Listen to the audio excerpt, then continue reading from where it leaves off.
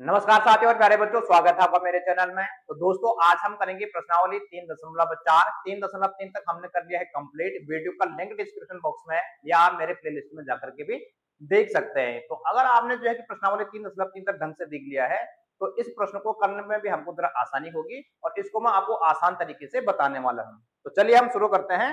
प्रश्न में क्या दिया गया है, देखो। प्रश्नावली 3.4 में दिया गया है, हमको बताइए कथन सत्य है या असत्य। हमको इसको ट्रू फॉल्स के हिसाब से क्या करना है, सॉल्व करना है, सत्य और असत्य बताना है।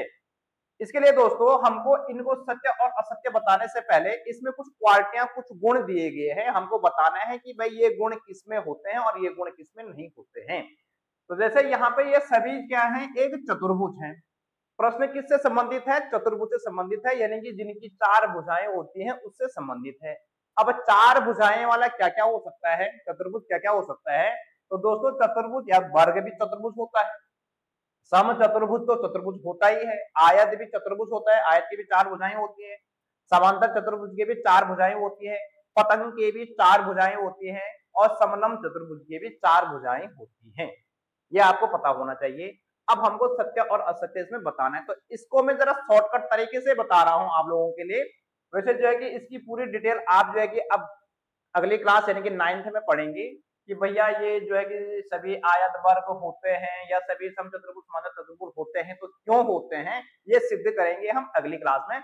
लेकिन यहाँ हम जो है कि इसको एक शॉर्टकट तरीके से मैं आपको इसको बताने वाला हूँ कि हमको सत्य और असत्य को कैसे पहचानना है, कौन सत्य है और कौन असत्य है। तो सबसे पहले मेरे प्यारे दोस्तों, यहाँ पे ये वर्ग जो होता है, जो हमारे पास स्क्वायर होता है, वो सबसे ज्यादा गुण उसी में पाए जाते हैं। यानी कि ये वर्ग समचतुर्भुज भी होता है, ये वर्ग आयत भी होता है, ये वर्ग समांतर चतुर्भुज भी होता है, ये वर्ग पतंग भी हो सकता है और ये वर्ग समलंब चतुर्भुज भी होता है। तो सबसे ज्यादा गुण किस में पाए जाते हैं, वर्ग में पाए जाते हैं। तो यानी कि ये वर्ग सब कुछ हो सकता है। आगे उसके बाद दूसरे नंबर पर आता है सम चतुर्भुज। तो ये सम चतुर्भुज आयत भी हो सकता है, सम चतुर्भुज भी हो सकता है, पतंग भी हो सकता है और समलंब चतुर्भुज हो सकता है। लेकिन ये जो सम चतुर्भुज है ये वर्ग नहीं हो सकता है, यानी कि जितने गुण वर्ग में है उतने गुण सम चतुर्भुज में नहीं होते। समझ में आ गया। आगे जो आयत होता है वो आयत समांतर चतुर्भुज भी हो सकता है, पतंग भी हो सकता है, समलंब चतुर्भुज भी हो सकता है। लेकिन ये आयत सम चतुर्भुज नहीं हो सकता है, न ही ये आयत वर्ग हो सकता है। यानी कि जितने गुण सम चतुर्भुज में है उतने आयत में नहीं हो सकते हैं और जितने गुण वर्ग में है उतने आयत में नहीं होते हैं। समझ में आ गया। तो कहने का मतलब यह है सीधा सीधा, अगर हमको दाएं तरफ जाना है तो वो हमारा सत्य हो जाएगा। कहेगा कि वर्ग समांतर चतुर्भुज हो सकता है, सत्य है। वर्ग आयत हो सकता है, सत्य है। वर्ग पतंग हो सकता है, सत्य है। वर्ग समलंब चतुर्भुज हो सकता है, सत्य है। लेकिन अगर हमको उल्टा आना पड़े तो वो क्या हो जाएगा, गलत हो जाएगा। कि कहेगा भाई समांतर चतुर्भुज जो है कि सम चतुर्भुज है, तो नहीं है। समांतर चतुर्भुज सम चतुर्भुज नहीं हो सकता है, यानी कि जितने गुण सम चतुर्भुज में है उतने समांतर चतुर्भुज में नहीं है।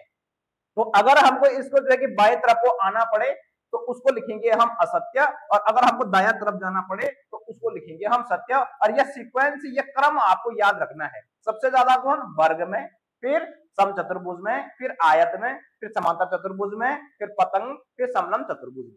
सबकी चार भुजाएं होती हैं इसलिए चतुर्भुज हैं। अब यहाँ पर हम सत्य असत्य को करते हैं। यहाँ पर सबसे पहले क्या लिखा हुआ है कि सभी आयत वर्ग होते हैं, कि सभी आयत वर्ग होते हैं। क्या यह सत्य है क्या, नहीं है।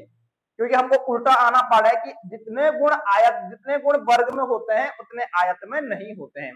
तो इसलिए सभी आयत वर्ग नहीं हो सकते हैं। ये क्या है, असत्य है। अगर हमको इधर को जाना पड़ता तो वो सत्य होता। ये अभी आप इस तरह ऐसा समझ लो इसको। तो सभी आयत वर्ग नहीं होते हैं, हमको उल्टा आना पड़ा है कि आयत वर्ग बनेगा, नहीं बनेगा। आयत वर्ग नहीं बन सकता है।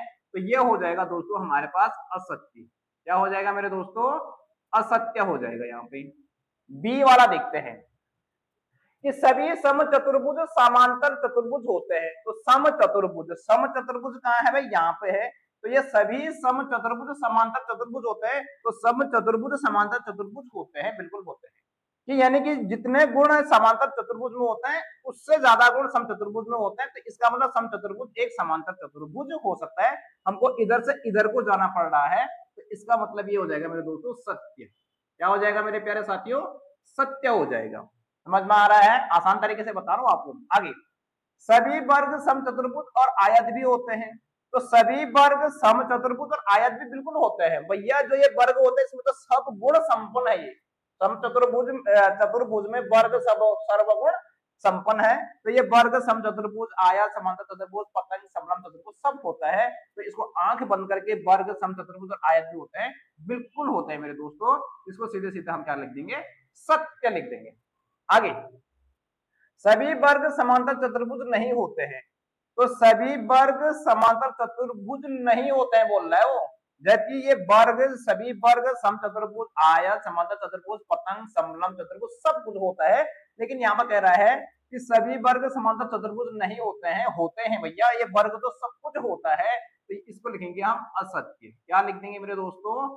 असत्य। ये सही नहीं कह रहा है कि वर्ग तो सब कुछ होता है। आगे, सभी पतंगे समचतुर्भुज होते हैं। सभी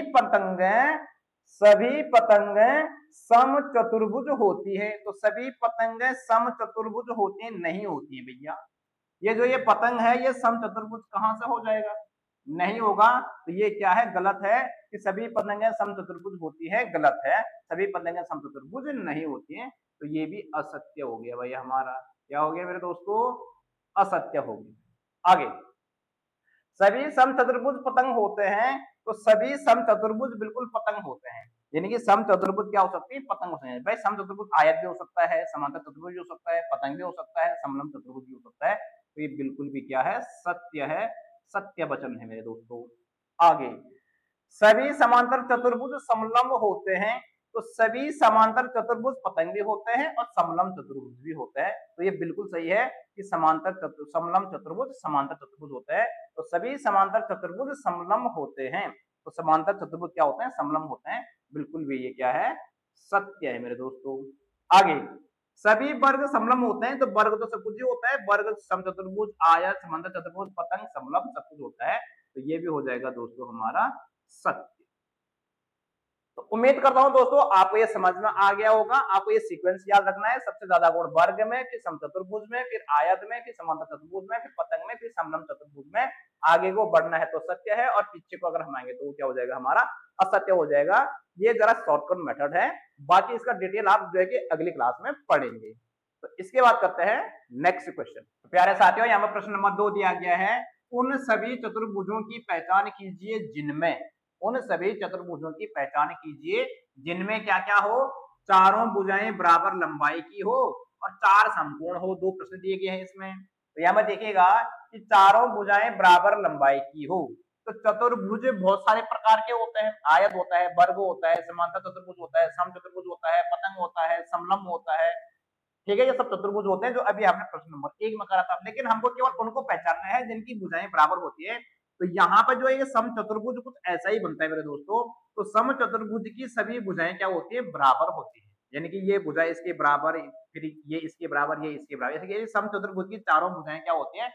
बराबर की होती हैं। लेकिन इसके जो कोण होते हैं वो 90 डिग्री के नहीं होते हैं। इसीलिए सम चतुर्भुज और वर्ग में यही फर्क होता है। दूसरा जो हमारा वर्ग होता है, स्क्वायर जो होता है, इसके भी सभी जो है कि भुजाएं क्या होती हैं? बराबर होती हैं। तो यानी कि भुजाएं बराबर लंबाई की किस किस में होती हैं? सम चतुर्भुज में और वर्ग में होती हैं। तो इसका आंसर आ जाएगा दोस्तों हमारे पास क्या? सम चतुर्भुज, सम चतुर्भुज और क्या हो सकता है? दूसरा है वर्ग। यानी कि सम चतुर्भुज और जो वर्ग होता है ना, उसकी भुजाएं क्या होती हैं? बराबर होती हैं। इसको रोम्बस भी बोलते हैं इंग्लिश में। क्या बोलते हैं मेरे दोस्तों? रोम्बस भी बोलते हैं। ठीक है, और इसको बोलते हैं स्क्वायर। क्या बोलते हैं? स्क्वायर। यानी कि रोम्बस और स्क्वायर की सभी साइडें इक्वल होती है। तो समचतुर्भुज और वर्ग की सभी भुजाएं क्या होती हैं? बराबर होती हैं। तो ये आ गया इसका आंसर। बी वाला देखते हैं कि चार समकोण हो। तो देखो, समकोण का मतलब होता है 90 डिग्री, राइट एंगल। तो समकोण इसमें तो नहीं होता है भाई, रोम्बस में तो नहीं होता है। तो ये दो ही में होता है। एक वर्ग में होता है, इसके सभी जो ये कोण होते हैं ना, ये 90 डिग्री के होते हैं। और दूसरा जो हमारा पास आयत होता है, उसके भी सभी जो कोण होते हैं, सभी एंगल होते हैं, वो 90 डिग्री के होते हैं। तो यानी कि चार समकोण हो, तो इसमें भी तो चार ही कोण है ना भाई, चतुर्भुज है तो उसमें चार ही कोण होंगे, ज्यादा नहीं होंगे। जो भी चतुर्भुज होगा उसमें चार ही कोण होते हैं। तो लेकिन इनमें ये चारों कोण 90 डिग्री का है आयत, और इसमें भी चारों कोण 90 डिग्री की है वर्ग। तो इसका आंसर हो जाएगा हमारे पास क्या क्या आ जाएगा, ये एक तो ये वर्ग आ जाएगा, और दूसरा हमारे पास क्या आ जाएगा, ये आयत आ जाएगा। तो यानी कि वर्ग और आयत के सभी चारों कोण कितने डिग्री के होते हैं, 90 डिग्री के होते हैं मेरे प्यारे साथियों। तो प्यारे साथियों, इस वीडियो में हम करेंगे इतना ही। इसके अगले प्रश्नों को करेंगे अगले वीडियो में। तब तक के आप जो है इस वीडियो को लाइक और चैनल को जरूर सब्सक्राइब करने मेरे दोस्तों, और इस वीडियो को अपने दोस्तों को भी शेयर कर दें। भाई इसमें क्या जाता है, आप लोगों का शेयर करेंगे तो हमको भी एक मोटिवेशन मिलता रहेगा कि भैया और हमको जो है कि अच्छी वीडियो बनानी पड़ेगी।